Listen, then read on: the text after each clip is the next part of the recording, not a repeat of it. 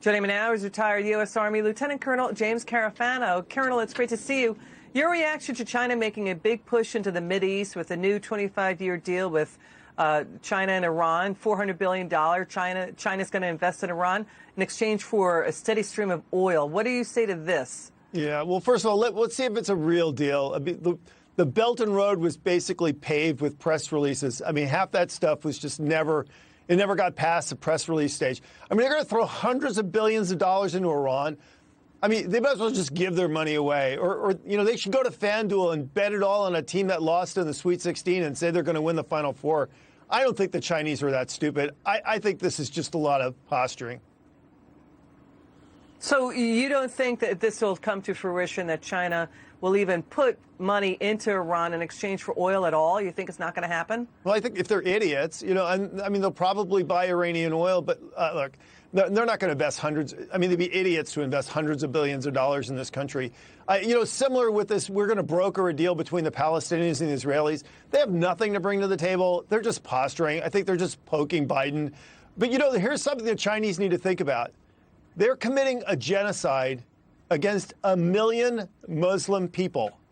And now they say they're going to go poke their nose around the Middle East and put up flags everywhere. How quick do you think it's going to be before they attract the attention of every Islamist extremist in the region and they become the target du jour? I think the more they meddle in the Middle East, the more they're going to regret this.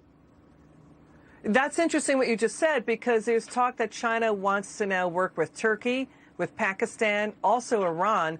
So, but the Uyghurs, as you point out, they're subject to genocide inside China, and so with the equivalent of concentration camps. Do you see any indication that the Muslim world in the Middle East is taking note of that?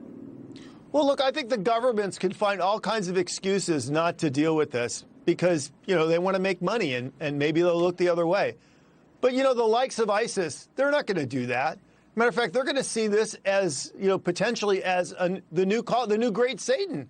This will be a new opportunity for them to rally against the governments, which they hate anyway, and say, look, they're murdering Muslims in China, and these governments are embracing them. I don't think the Chinese are going to do any of this because they're not that stupid. But if they are, they're going to waste a lot of money. They're going to accomplish a lot of nothing. And they're going to probably, draw a bullseye from al-Qaeda and ISIS. Interesting. Colonel James Carafano, it's good to see you, and thanks for your service to our country.